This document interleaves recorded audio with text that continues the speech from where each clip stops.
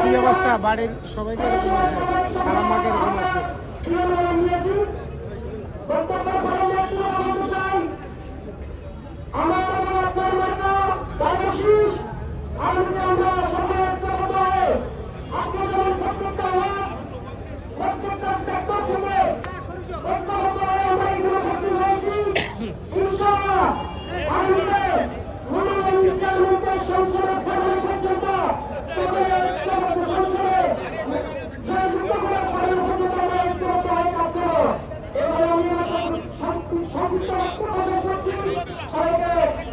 ধন্যবাদ। আসসালামু আলাইকুম।